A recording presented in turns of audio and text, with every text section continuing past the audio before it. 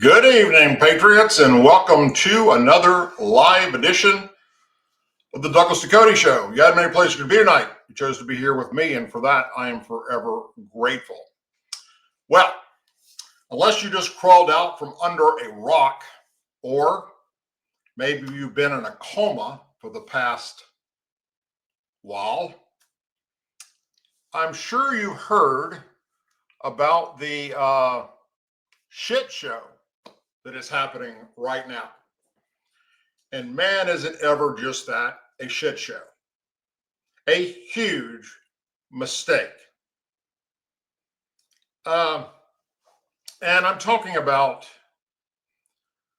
we call him a journalist, but a journalist that happened to be added into a chat, obviously by mistake, with those with Trump's national security team about the strike that took place recently that took out several prominent terrorists over in the Middle East.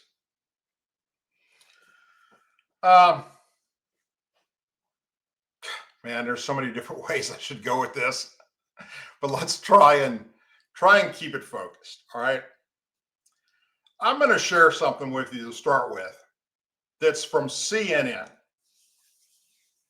because they're having a field day with this, along with MSNBC, ABC, NBC, CBS, all the liberal news media, most of the liberals out there, and especially the Democrat members in Congress. Oh boy, are they just going batshit crazy, just like they did the first time that Donald Trump was the president of the United States. This is the nail in the coffin. We've got him now. And no. Again, like I said, unless you just woke up from a coma, you obviously know what I'm talking about. It's all over the place at the moment. So let me share something with you from CNN. We'll start with that. The revelation that President Trump's aides endangered national security by chatting about a military strike in a Signal chat that included a journalist is embarrassing for everyone involved, which is why it's a big test of MAGA media power to deny, dismiss, and deflect. The president's favorite media outlets are mostly downplaying the story and deriding the reporter who was invited to the group chat. The Atlantic's Jeffrey Goldberg. On X, Elon Musk and his friends are cracking jokes about the scandal. And some pro-Trump outlets are trying to ignore it altogether. It's all remnants of Trump's first term, when real news stories were rejected by right-wing opinion outlets time and time again. Seems CNN was sleeping along with Sleepy Joe for the past 4 years. Moving on. And as we learned back then, the president's media consumption has a huge impact on the personnel and policy decisions he makes. So far, the advice he's getting from his Fox News friends is to weather the current storm. Many pro-Trump media figures are taking their cues from Defense Secretary Pete Hegseth, who sounded like he reverted to his old role as Fox host when he blasted Goldberg as a discredited so-called journalist who's made a profession of peddling hoax. And he has. The Defense Secretary likely used the word hoax strategically, since it would appeal to Trump. The president has a long history of trying to disarm damaging stories by claiming they are hoaxes, regardless of reality. The reality that CNN is clueless is the truth. The world has become a signal to Trump fans to tune out distressing stories. Some on the right saw right through this rhetoric trick. Oh, for God's sake, Fox chief political analyst Brit Hume wrote on X, the administration has already confirmed the authenticity of the message. Hestek's instance that nobody was texting war plans was also refuted by Goldberg, who told CNN's Caitlin Collins, that's a lie. He was texting war plans. He was texting attack plans. Goldberg acted patriotically and protected himself legally by choosing not to publish those specific texts. CNN, have you thought that maybe he did not share those texts because just like all the other shit he shared that was fake, like the Russia collusion bullshit and the Trump and the Ukrainian call bullshit, maybe this is bullshit too? Did that ever cross your minds?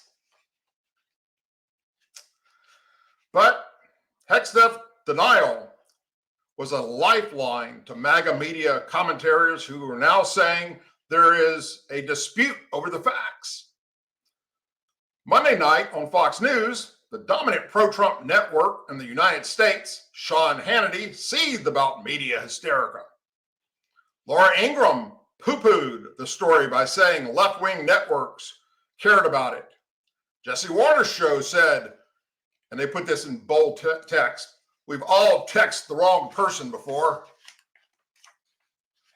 The Watters segment prompted Isaac Soul, who runs Tangled News, to say it's really hard to do any kind of political analysis without constantly grappling with the fact that our two political tribes are just living in complete and utterly different information ecosystems. This morning, the Fox and Friends morning show, led by some counter-programming, a segment on deportations. When the show reported on the war plans, leaked later in the hour, Steve Doocy took a somewhat hard line, saying that was revealed was classified and top secret. Guest host Kayleigh McEnany said it was an obvious mistake, but then heaped doubt on Goldberg's deception of events, saying he's not a credible reporter. And he's not. Then Lawrence Jones said, literally, my only question is how Goldberg got on the signal chain. Well, sir, that's a great question that we all want to know. All in all, it was very general treatment of a glaring security breach. Breitbart and other MAGA media voices have also attacked the messenger and suggested that media reports don't matter anymore anyway. This is the same approach Trump White House officials and outside advisors are taking. Then this morning, Access quoted an anonymous Trump advisor saying, we don't care what the media says, and predicting this will all blow over. The president, however, has a reputation of caring deeply about media coverage. This morning, he gave a phone interview to NBC News, an outlet he criticized just a few days ago about the signal scandal. Trump expressed support for embattled National Security Advisor Michael Waltz.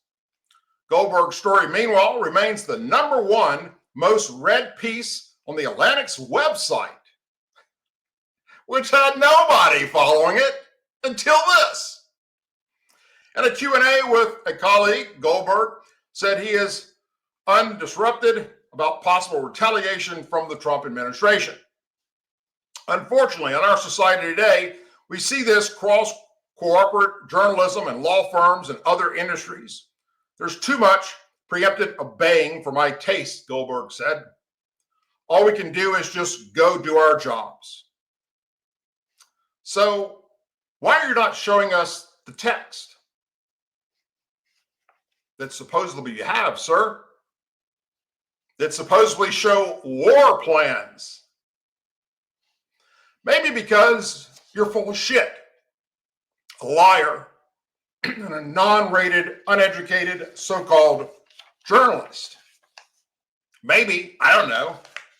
I've never met you in my life, but I know about your work because I've seen it displayed, as well as many Americans, for quite some time now. And what a piece of work you are. So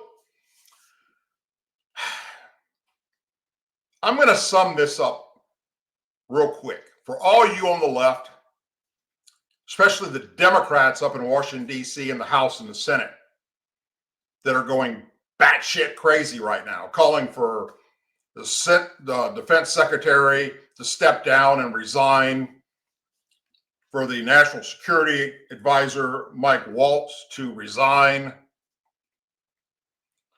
And maybe, possibly, this will sink into your brains and you'll understand a little bit more that you're not being told. So let me start by saying this. A criticism of the Republicans and the Trump administration. How about that? How about I start off with a little criticism? Have we not learned anything from the Hillary Clinton investigation?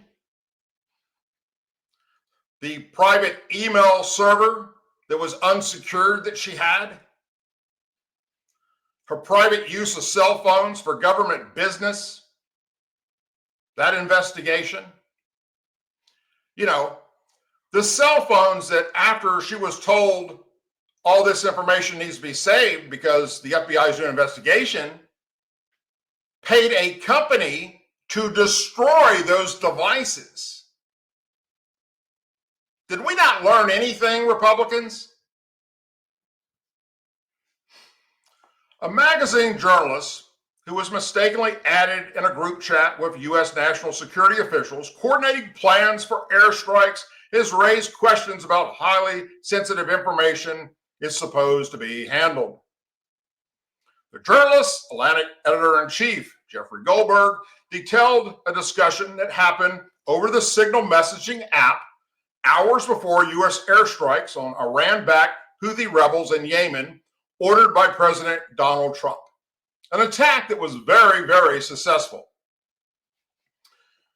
Had this mistake not happened, no one will be talking about this, and especially the left-wing news media and Democrat members of Congress spreading fake news. So let's start by talking about the app Signal, which is, to a lot of you, was first time you ever heard this word before. Didn't know anything about this app or what it is. So a little context helps here. It's an app that can be used for direct messaging and group chats, as well as phone and video calls. Here's the key point that no one is telling you, other than the current CIA director, and of course, CNN, MSNBC, and Democrat members of Congress will never admit to what I'm about to share with you. Are you ready for this? Drum roll, please, because you need this if you're in any kind of back and forth war on social media with these liberals that have lost their freaking mind. This app was approved for use for all government employees by none other than the Biden-Harris administration. Furthermore, the outgoing CIA director under Biden-Harris, William J. Burns, instructed his transition team to download the app on the computer and personal cell phones of the incoming CIA director, John Ratcliffe.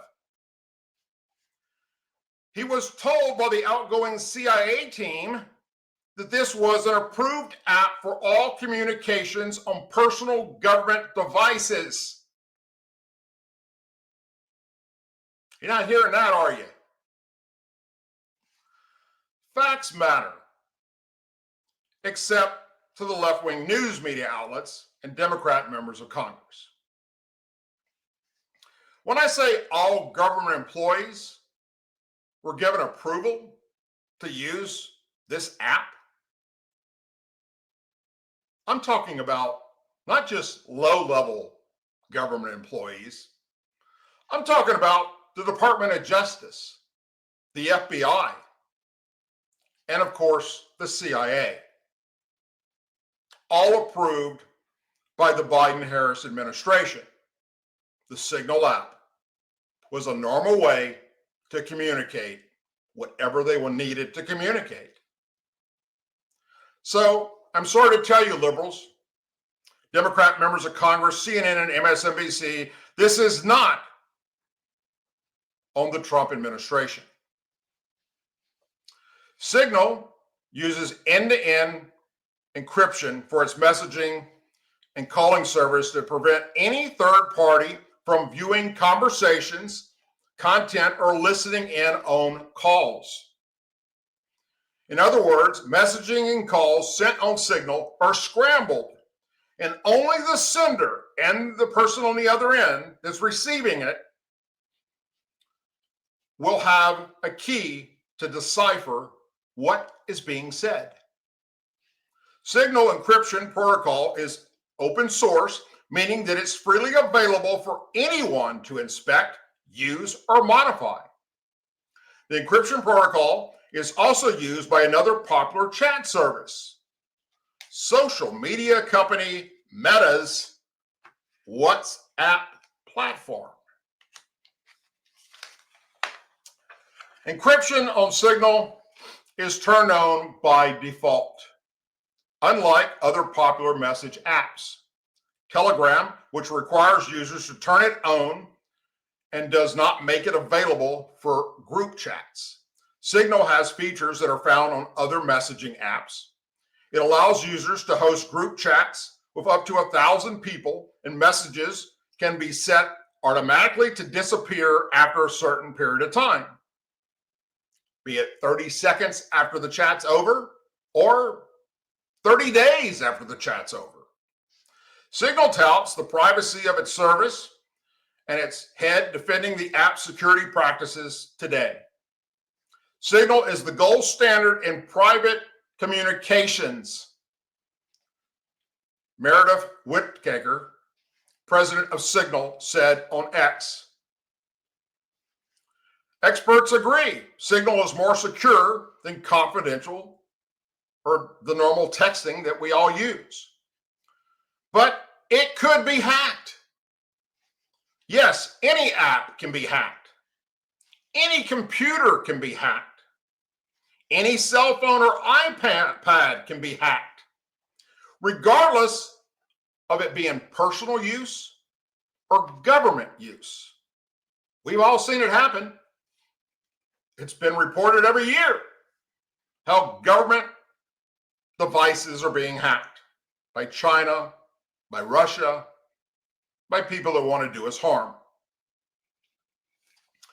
Government officials have used Signal for organizational correspondence, such as scheduling sensitive meetings.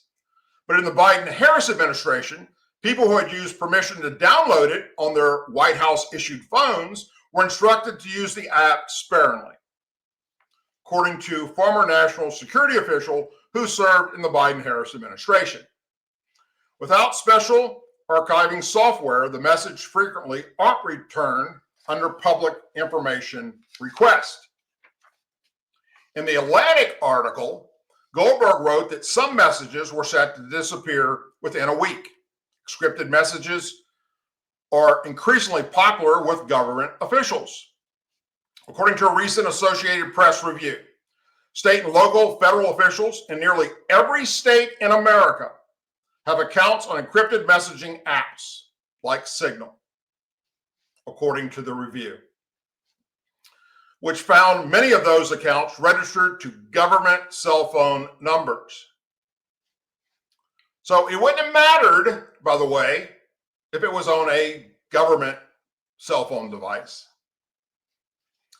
The app origins date back more than a decade, when it was set up by an entrepreneur who goes by the name of Moxie Marlinspike, who was briefly head of product security at Twitter.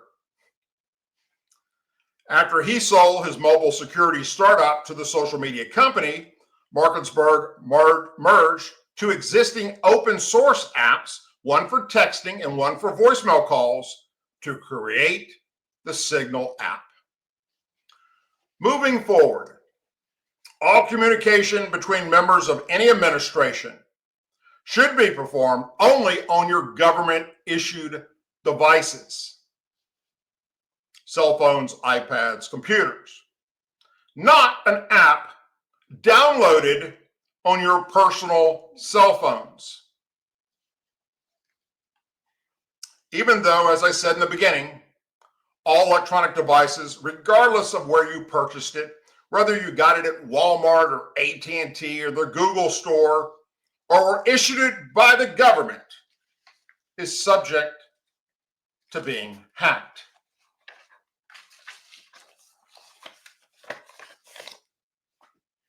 So I go back to Hillary Clinton.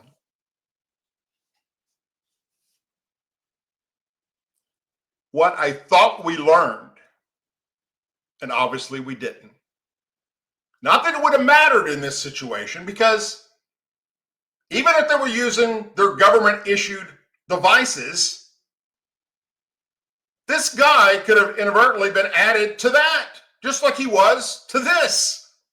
So it wouldn't have mattered what device they were using. Although the device they were using was their personal cell phones with a downloaded app that was approved to be used by the CIA, the FBI, the Department of Justice, and the Biden-Harris administration on their own personal cell phones. But that's not the top story by the left-wing news media or the members of Congress, the Democrats. No, not at all. That is not the top story at all. In fact, they're not going to tell you what I just told you. But if you look hard enough, you can find it, because it's all over the freaking internet. You can learn all about Signal. You can learn all about how the Biden-Harris administration approved the app to be downloaded on personal cell phones of government employees. This isn't something that's hidden deep in the archives of the internet. But you wouldn't know that listening to CNN and MSNBC, ABC, CBS, or the Democrat members of Congress. Yes, this is a shit show. But here's the difference. In this administration and the past administration, this administration is open and transparent, as we've seen, especially with Doge, where the receipts of everything they're finding, the fraud, waste, and abuse, is being put up on their website and on their X platform page for the world to see it. So you know how fraud, waste, and abuse was being used in our government. I don't think there's ever been a more transparent administration than what we're witnessing right now. Could be wrong.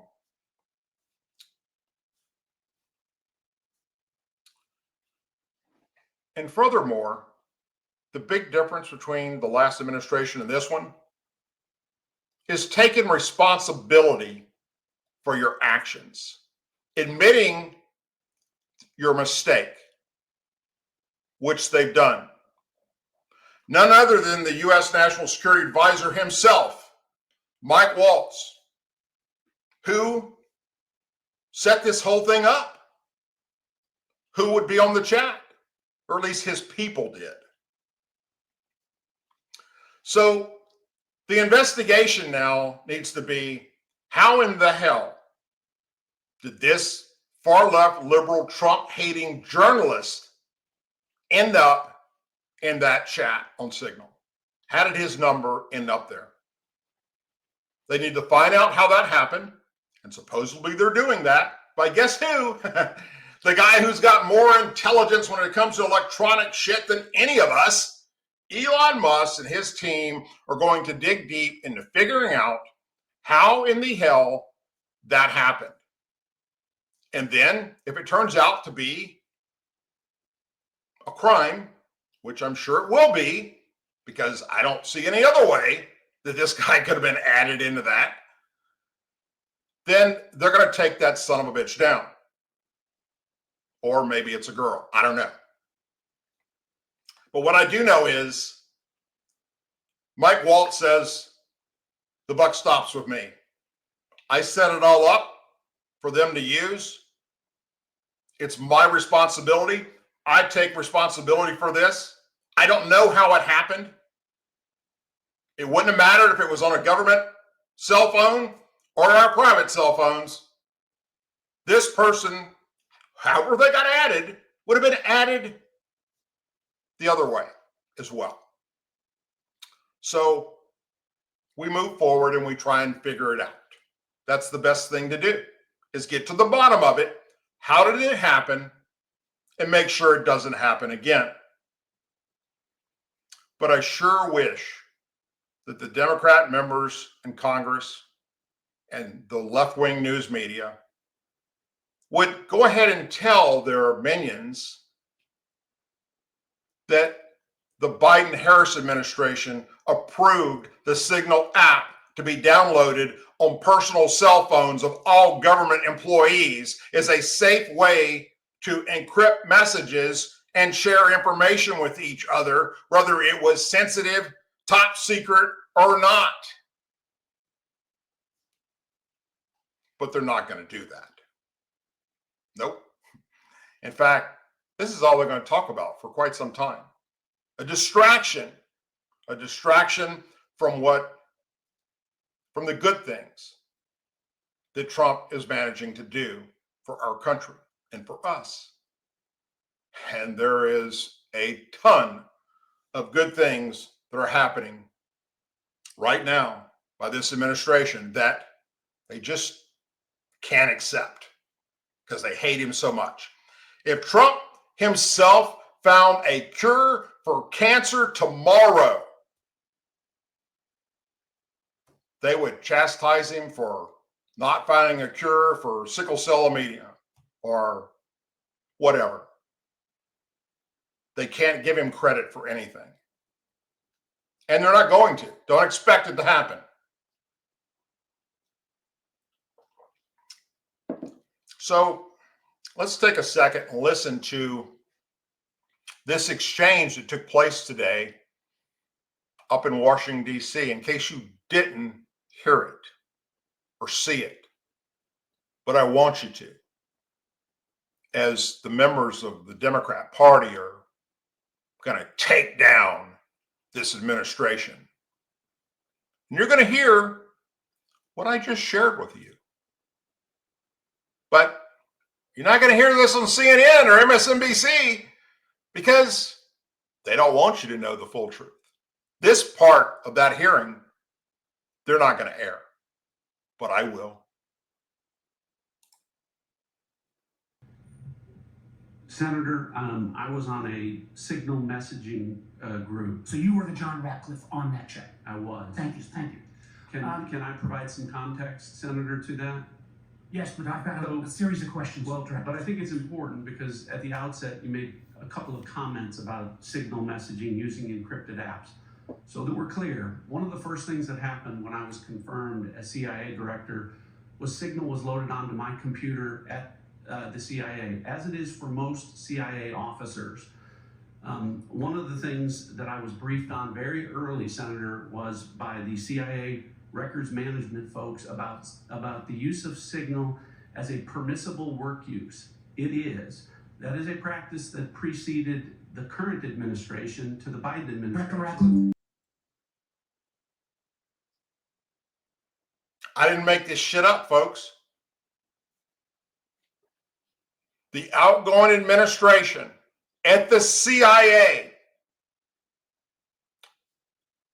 downloaded that app on the computers and the personal cell phone of the new National Security Advisor, Mike Waltz. And tomorrow, I'll be putting out a video sharing with you all the conversation he had today with the news media, going into a little bit more detail about it, and also accepting responsibility for it, which is the biggest thing here. Moving on. Texas Democrat squad member and progressive Congresswoman Jasmine Crockett strikes again. She's now mocking the disabled, specifically a wheelchair-bound Republican governor, calling him Governor Hot Wheels during a pro-LGBTQ benefit dinner yesterday. Crockett is already in hot water over her controversial recent comments, such as calling for Elon Musk to be taken down by any way possible, and for Senator Ted Cruz to be knocked over the head like hard. In fact, she's made so many comments that are borderline threatening that the Department of Justice has reached out to her and said, we're listening to what's coming out of your mouth, and if you keep this shit up, you're going to be put in handcuffs for inciting violence. Speaking of a benefit for human rights campaign in Los Angeles, Crockett mocked Texas Governor Greg Abbott, whose legs were paralyzed in a running accident that happened back in 1984. She said, "We in these hot-ass streets, honey. Y'all, we got Governor Hot Wheels down there. Come on now. And the only thing that's hot about him is that he's a hot mess, honey." Where did she fucking learn to speak? Is this Ebonics? What the shit is this? And she all said this while laughing. In response, the National Republican Congressional Committee slammed Crockett, saying she is indecisive of the state of the Democrat. She's an indication of the state of the Democrat Party today. House Dems top spot Jasmine Crockett applauded after attacking Texas governor for using a wheelchair. The NRCC posted on X. Recent polling shows that crazy Crockett is one of the leaders at the top of the Democrat Party. And that's who they are. Meanwhile, Senator Markwine Mueller responded, FYI, to the new spokesperson from the Democrat Party, Greg Abbott became paralyzed after a huge oak tree fell on him, crushing his spine. But sure, go with Hot Wheels. Conservative women's sports activist Riley Gaines also chimed in, saying, Democrats, please keep giving Jasmine Crockett the microphone. We'll never lose an election again. Crockett rhetoric has garnered specific commendation or condemnation from other leaders, as well as outrage online in the past several days. On Sunday, Attorney General Pam Bondi issued a stark warning to Crockett, telling her to tread carefully or face the repercussions. How about this, Pam? You're the head of the Department of Justice. Stop giving the bitch warnings. Stop giving any Democrat that's calling for violence against Republicans, conservatives, or anybody in the Trump team or Trump himself. Stop giving them warnings. Just go arrest their ass. Did that thought ever pass your mind? Seemingly not heeding her warning, an interview clip surfaced on Monday of Crockett advocating for figuratively punching another leading Texas Republican, Ted Cruz. In response to a question about how Democrats can win elections, specifically in the red state of Texas, Crockett said, I think that you punch. I think you punch. I think it's okay to punch. It's Ted Cruz, she went on. I mean, like, this dude has to be knocked over the head, like hard, right? Is that not inciting violence? She's telling people to go attack him.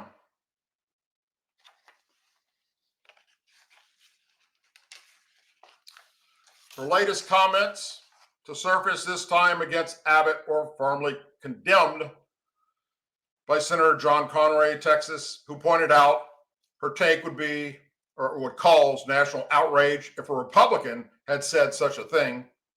And I do remember a Republican that said something that was kind of horrible about a disabled person, and that was, let me think, Donald Trump. And we got through it, and we elected him anyhow, because he was better than the alternative. So I want you to hear her in her own voice. Y'all know we got Governor Hot Wheels down there. Come on now. And the only thing hot about him is that he is a hot ass mess, honey. So yes.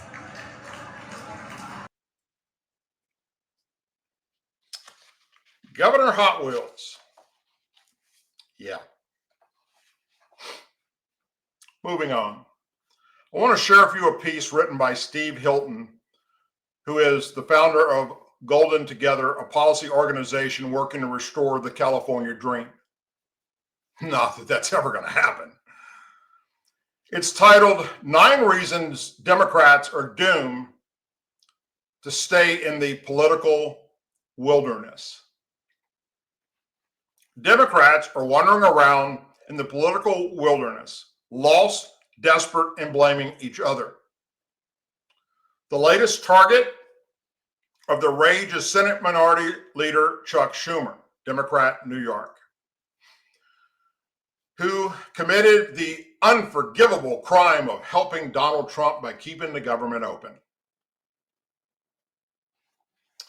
The one thing Democrats seem unable to come to terms with is the actual cause of their problems. The leftward ideology lurch that has alienated them from regular Americans. I write about this in my new book, Cali-Failure, Reversing the Ruin of America's Worst Run State.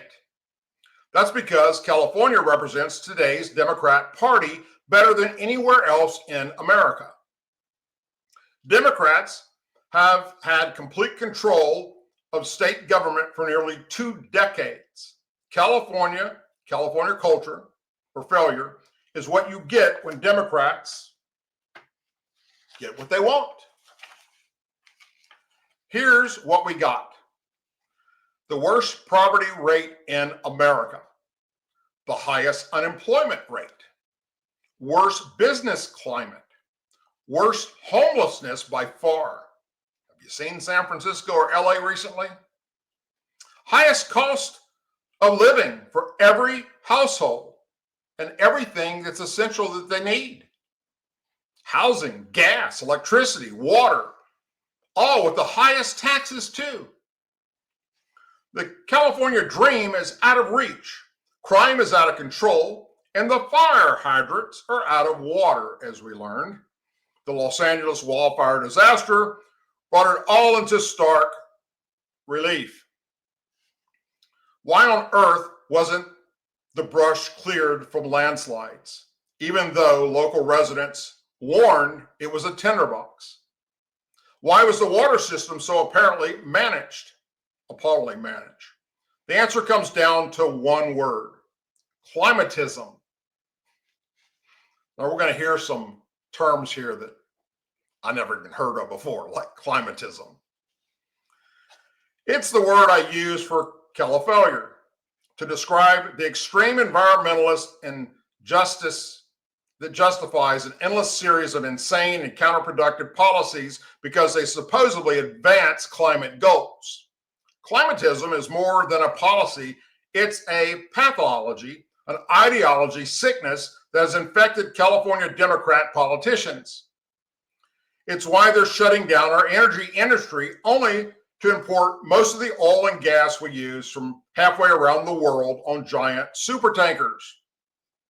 They don't care that this actually increases carbon emissions as long as they look like they're waging war on fossil fuels. It's fine. Not practical, not pathologically. Climatism is one of 9 pathologicals I identify in Califailure. Democrats won't get back on track unless they recognize the pathologies too and forcefully disown them. There is elitism, which we saw so apparently and cruelly applied during the pandemic, with rules for three but not for me, or for thee and not for me. Public schools closed, while the elite private schools were allowed to stay open. The public most hurt by Democrat Party policies are the working class. But Democrat politicians don't care as long as they can glow with the smug moral superiority, which brings us to narcissism. Have you noticed how Democrat politicians constantly brag about how they're leading the fight for this or their ideology obsessions? Climate justice, race, gender, equality, own and own. It's always about them, never about us. They want to look victorious in the eyes of their activists, regardless of the impact on regular working people.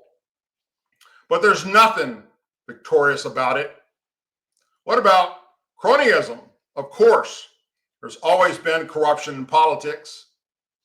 But California Democrats have taken it to a whole new level. The party is basically owned by government unions and trial lawyers who get policy favors in exchange for their political donations. And that's what produces socialism.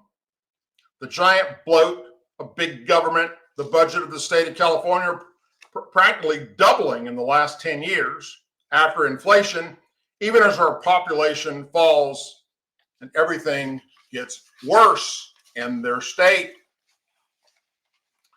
We are the most over-governed, over-legislative, over-litigated state in America. Where does all our money go? Into the pockets of the unions and the lawyers who fund the Democrat politicians. Allied to socialism, of course, is bureaucratism, the insane moralis of nanny state bossiness pouring out of Sacramento's alphabet soup of unaccountable bureaucratic agencies. CARB, the California Air Resource Board, pushing destructive mandates to ban gas cars, stoves, everything.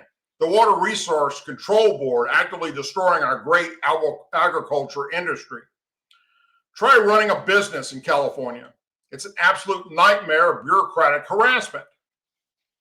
If you try to speak out against it, of course, you're hit with Maoism, the silence of any views outside ideology orthodox. Just look at the reaction when Governor Gavin Newsom dared to suggest it was unfair for biological men to compete in girls' sports.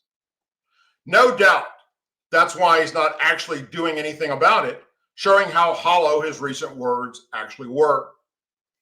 One of the most visible symbols of California is our state's homelessness crisis. We have just over 10% of America's population, but nearly 50% of the unsheltered homeless population.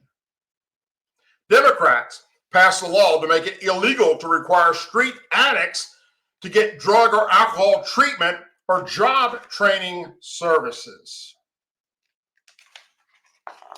This pathological comparison, wanting to appear compensated or compassionate while doing things that are unspeakably cruel, and then in many ways, they're the defining pathological of the California Democrat machine, incompetentism.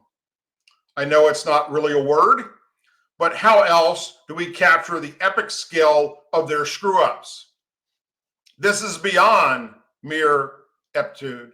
It's a pathological belief that however incompetent you are, it doesn't matter as long as you have the right ideology intentions. There's the high-speed rail fail. 30 years late, $100 billion over budget. Still not a single mile of track laid after over a decade and $30 billion spent. The wildfire catastrophe in Los Angeles, over $30 billion lost by the Employment Development Department during the pandemic. This is not just incompetence. It's pathological. It's incompetentism. His is what Democrats have to come to terms with if they want to find a way back. They have a chance. If not, they will continue to wander around in the wilderness. You see, Steve wrote this article talking about California because if you listen to the members of the Democrat House and Senate, that's where everything results back to. That's where all their ideology comes from. That's how the Democrat Party was hijacked by liberal ideology that infiltrated the party and destroyed it, which is the reason why I left the Democrat Party, and many others are as well, because they can't learn from their mistakes. And the current Democrats of Washington, D.C. use California as their model example of how they want to have the rest of the United States act. California is a failure. Hell, every major metropolitan city in the United States of America that's run by a Democrat mayor is also a failure. And then one would really think, after this last election, when Donald Trump sweeps not only the Electoral College, but the popular vote, takes back the Senate, keeps the House, although by a slim margin, but wait till midterms, because Democrats are doubling down on stupid. They haven't learned anything from what happened prior to Trump being elected this time. Trump is in office today because of their ideology. They've got nobody to blame. But they sure as hell are giving it one hell of a shot of blaming Trump for everything that's wrong, instead of all the accomplishments that are happening right now. And finally, here is something the Democrat members of Congress don't like, because it gives Trump a win, and they don't want that. They hate him so much that the last thing they want to see is his promise that if you elect me, I will end this war with Russia and Ukraine. They want to keep it going. The outcomes of the negotiation between the United States, Russia, and Ukraine to end this senseless war and killings. They took place in Riyadh, Saudi Arabia. They started just a few days ago on March 23rd, and they ended today, March 25th, 2015. The United States and Russia have agreed to ensure safe navigation, eliminate the use of force, and prevent the use of commercial vessels for military purposes in the Black Sea. The United States will help restore Russia's access to the world market for agriculture and fertilizer exports, lower maritime insurance costs, and enhance access to ports and payment systems for such transactions. The United States and Russia agreed to develop measures of implementing President Trump's and President Putin's agreement to ban strikes against energy facilities of Russia and Ukraine. The United States and Russia welcome the good office of third countries with a view towards supporting the implementation of energy and maritime agreements. The United States and Russia will continue working towards achieving a durable and lasting peace between Russia and Ukraine. The United States and Ukraine have agreed to issue safe navigation, eliminate the use of force, and prevent use of commercial vessels as well in the Black Sea.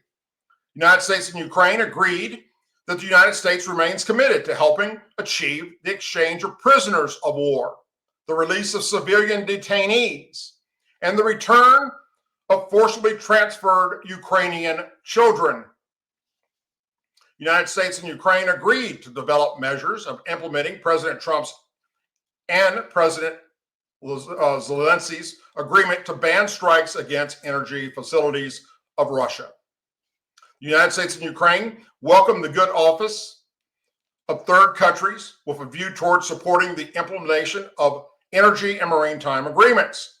The United States and Ukraine will continue working towards achieving a durable and lasting peace. The United States reiterated to both sides President Donald J. Trump implemented the killing of both sides of Russia-Ukraine conflicts must stop as a necessary step towards achieving an enduring peace settlement that will last forever. To that end, the United States will continue facilitating negotiations between both sides to achieve a peaceful resolution in line with the agreements made in the last few days in Riyadh, Saudi Arabia. Why couldn't Joe Biden do this? Why? Why couldn't Joe Biden send a team to talk to Russia and Ukraine and bring them together to a peace table and stop this senseless killing? Instead, pump billions of dollars and billions of dollars in military equipment and weapons into Ukraine to continue this war. Because without it, Russia moves right in and destroys Ukraine and then moves to their next target, which is what this was all about in the first place. Would I have done things different than Trump did? Sure as hell would have. I wouldn't have gave Russia a second thought towards helping them in any way, shape, or form.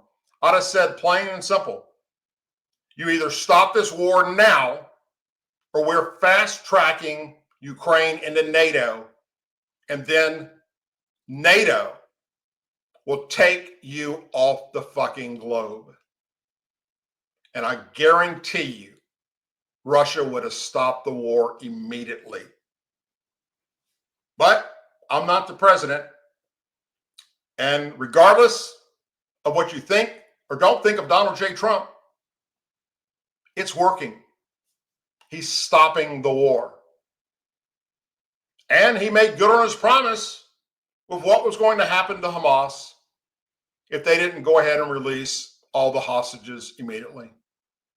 He was going to give Israel everything they needed to bomb them off the face of the earth.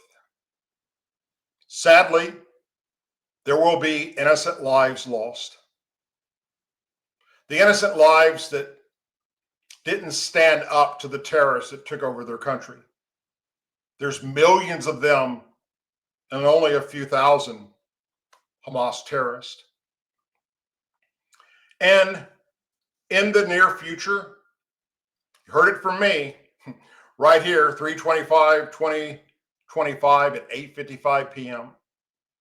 Expect to see on your news, breaking news, Iran is under attack. Because I believe the Trump administration realizes that the only way to stop Hamas and the Houthis and all these terrorist groups that are popping up all over the country is to stop the number one sponsor of terrorism dead in their tracks, and that's Iran. If I was in Iran, I'd be scared shitless of what's coming. And I promise you it's coming. You had many places you could be tonight. You chose to be here with me, and for that, I'm forever grateful. If you haven't already done so, please subscribe to this channel, whether you're watching me on X or Rumble. After the show is over, it goes up on my YouTube channel as well as DouglasDucote.com. Check out the website where you can see all kinds of videos and stuff that you can't see on Rumble and X or on YouTube for that matter. And in the future, we hope that we will be back on YouTube because they're finally agreeing to my terms, which is kind of shocking. I've made it very clear that we're going up to Washington, D.C. to work with Congress to share what YouTube has been doing to conservatives and Republicans and censoring us. And all of a sudden, all these videos that YouTube banned me from doing and took down are back up again with apologies. We made a mistake. And all of a sudden, they're monetizing my stuff again.